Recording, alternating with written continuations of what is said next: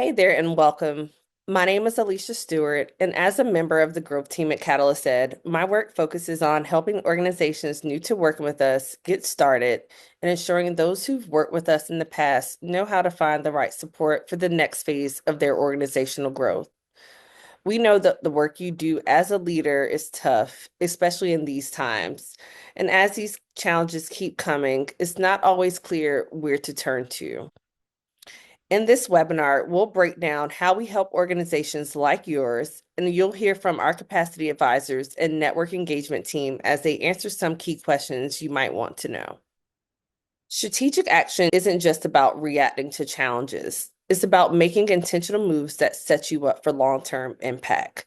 So that's where our team comes in. Our capacity advisors work with organizations across the education and community sector, so they bring a big picture perspective on what's working and what's not. So they've worked alongside education leaders, nonprofits, and community organizations to tackle big challenges and make real progress. So let's meet my colleagues. Rohini McKee works with large nonprofit organizations in the education sector on challenges like strategic communications, sustainability planning, and school improvement. Jeremy Tellis helps state education agencies, schools, and districts strengthen instruction leadership and planning, whether it's student engagement, AI integration, or PD. And Tony White supports mission-driven nonprofit organizations, helping traditionally underserved leaders build strong teams, grow their funding, and tell their stories more effectively. Hey, y'all. Thank you for joining me. Great to be Hi, here. great to be here. Nice to see y'all. Okay, so let's dive right in. I'm curious to know about some of the biggest challenges you guys are seeing organizations facing right now. Rohini, can you start us off? Sure, organizations are being asked to adapt faster than ever, right? Whether it's responding to new policy shifts or funding changes or just evolving community needs. And so many leaders are looking to us for strategic guidance to help them assess their options, mitigate risks, and really move forward with confidence.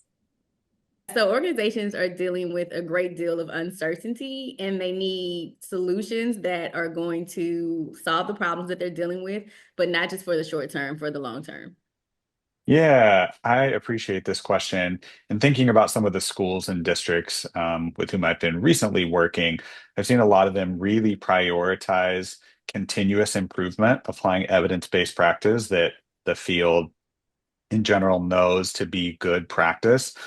Maybe that looks like building the data infrastructure to, have the data that they need and make really meaningful decisions from that data, while also very much adopting to new and emerging technologies like AI. So I've seen some districts and some state education agencies really prioritize developing guidance that those, from across the state to their district and community stakeholders understand here's our policy, here are our practices, here's how we're going to learn together about, for example, effective use of AI tools in schools, and doing that in a way that has community buy-in versus a top-down approach.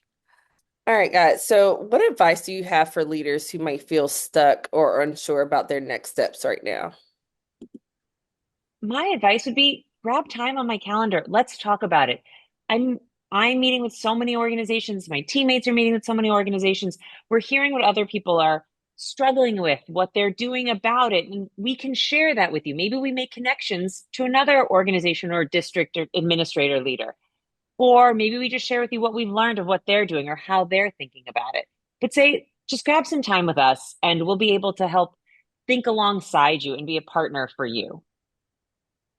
I think I just want to double click on that, what you just shared, Rohini. I think oftentimes we hear organizational leaders, whether it's at a school, a district, a nonprofit, et cetera, come to us and, think they've identified the root of their challenge or the core need that they're trying to address and improve right now.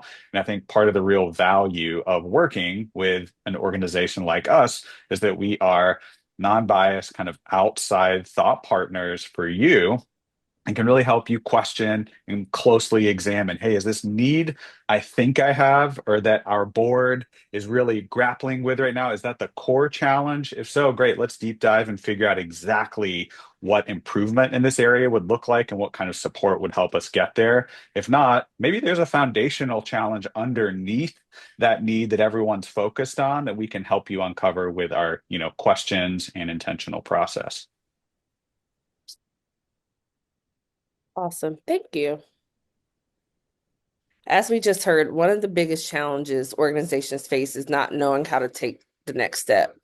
So our team works closely with leaders to refine their strategy and make sure they have the right expertise to move forward. Let's hear from one of our partners about how that played out for them. We didn't know COVID was coming, but it was here. But I had also decided to launch Teachers Like Me, which I was a former professor, I was a former assistant superintendent, and of course a teacher. So just coming from that angle, I knew that the first thing I really needed was a strategic plan.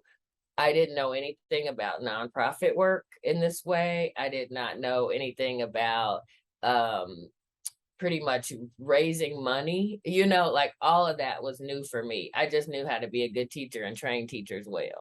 We're button and working with Catalyst Ed. Without that, this wouldn't be where we are. So, all right, let's keep things going. I'm here with Rashida Washington from our network engagement team.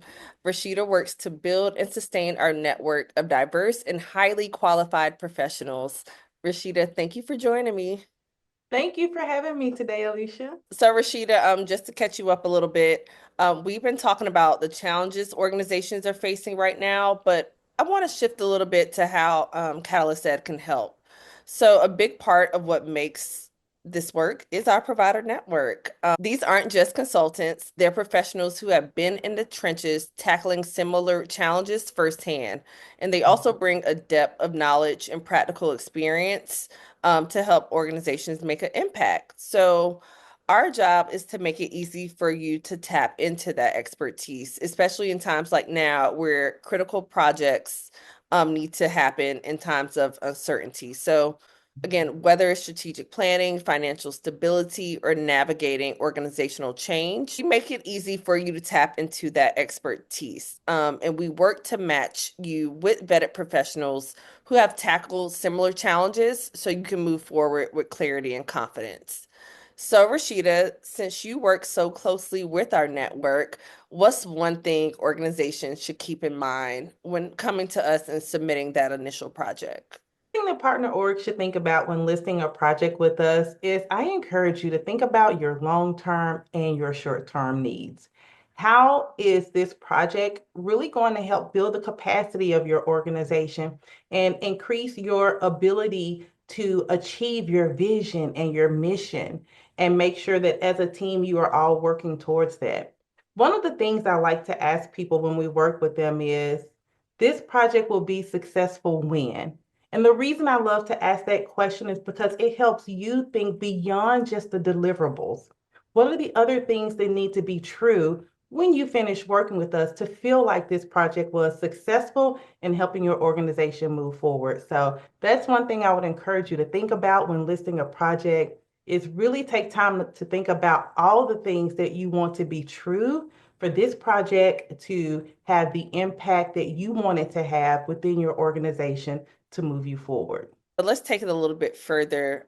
From your perspective as a former provider, even, what feedback do you hear from organizations about working with our network and just the depth of diversity amongst the expertise that we have? What makes these professionals stand out? Again, when it comes to addressing unique challenges that organizations might have now. Yeah. I think we're very fortunate. I don't know that many people realize just how deep our bench is here at Catalyst Ed. Many of the service providers in our network are some of the thought leaders in education, some of the names that you hear all the time, and some of the go-to professionals in this space. Many of them have over 15 or 20 years of experience working in education, nonprofit, government, even the business sector. And so our network has like this very robust set of experiences, lived and real. Most of them have been executive directors or CEOs or had these top ranking roles in organizations. So they really know what it means to bring change in the work that they do, and they have a wide range of competencies. I mean, we have professionals that are well versed in teaching and learning and curriculum. We also have professionals with deep expertise in some of our business areas like strategy, like revenue generation, like fundraising. And so I really do feel like the professionals in our network, they really do provide our partner organizations with just like this well-rounded, robust, diverse pool of talent to pull from when you're listing a project with us.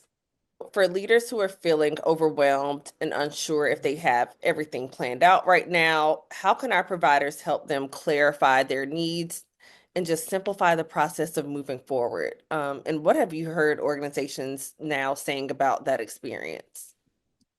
Yeah, I mean, I think it is so great, again, because our professionals have such deep experience, you do not have to have it all figured out. That is why our capacity advisors are here. And then once you move to the project, that's why we have this vetted network of professionals. They are here to help guide you through the process. I mean, even when I think back to my time as a provider in our network, working with partner orgs, Alisha, I cannot tell you how many times I've had a conversation, I've read the scope of work, and I have my discovery call with them, and I begin to ask them some additional clarifying questions that help us put a finer point on the project. It helps us really pull out what are the things that are most important, what do you actually want to accomplish? And I would say almost every time those conversations have brought about a level of clarity for the partner org that has resulted in them making like a few tweaks or a few changes just to make sure we get to the product that will really help them. And because I have experience in the area as well as our other professionals, we know how to ask you the right questions to help guide you to the solution that will be best for your organization. And so that's the benefit of working with experienced providers. We can sometimes read the scope and know that that scope may not quite get you what you want to accomplish when we ask you, like, what do you want to be successful in this project? And so we have the experience to help guide you, ask the right questions so then we can get to a scope of work that will more accurately meet your needs. So when you invest in the right expertise, you set an organization up for a stronger, more sustainable results. But beyond connecting you just with experts, our capacity advisors here help you anticipate obstacles, refine your approach, and move forward with confidence. So, guys, can you help us with an example of a project where you felt like Catalyst Ed made a real difference in that organization's approach?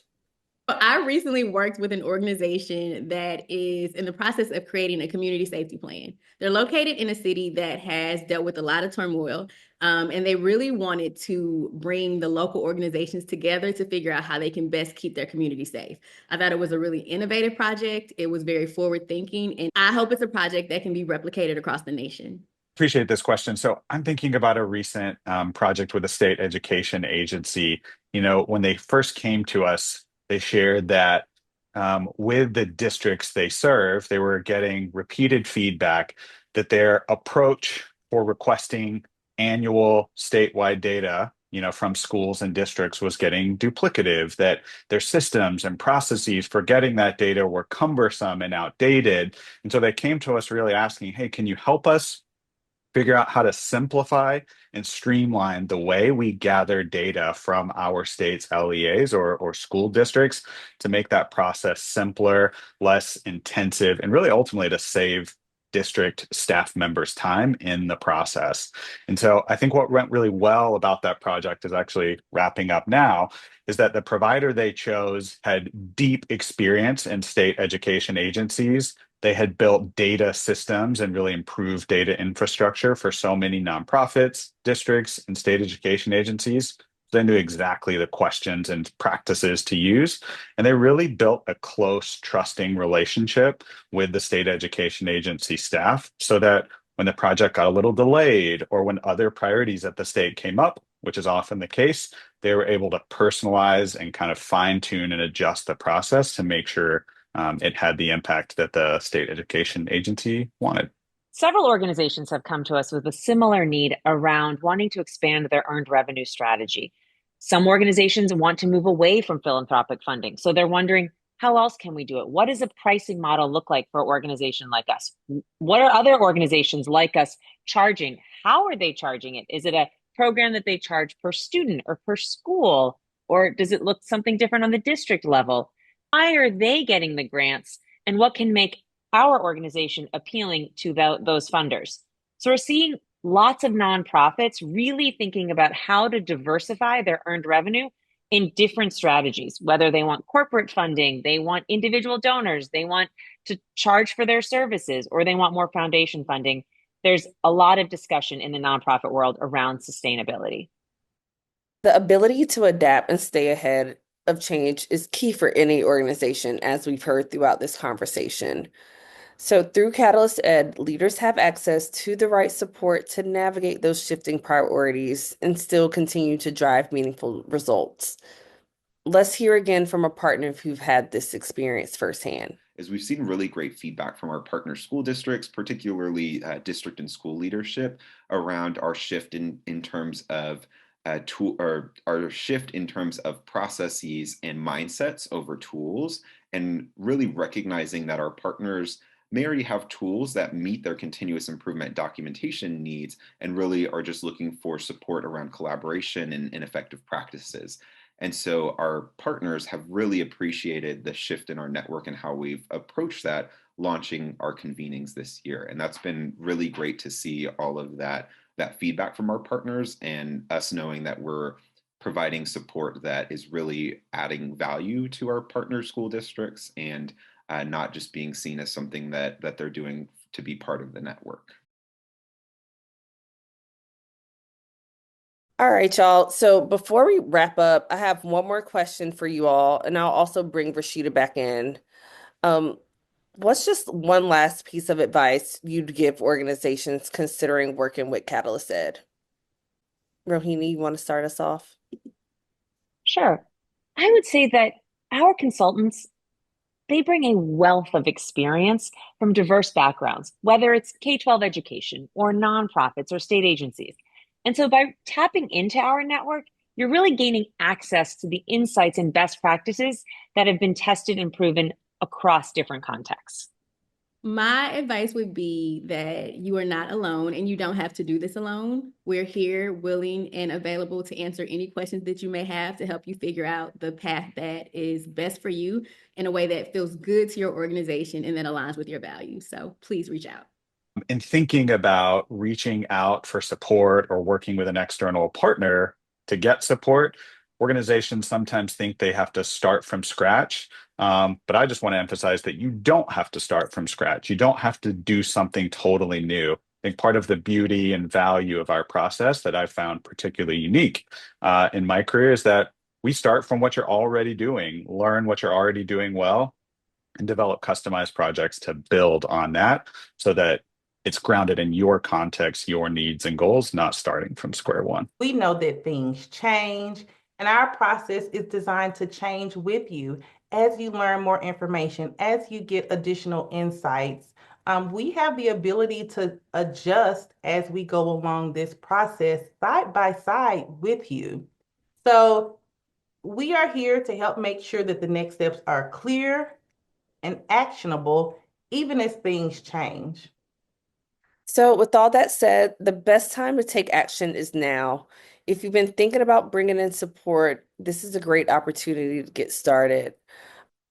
Remember, we're waiving the project listing fee for projects submitted by April 30th. I invite you to visit our website and schedule a call to connect with the capacity advisor today so we can help you move forward. Thank you.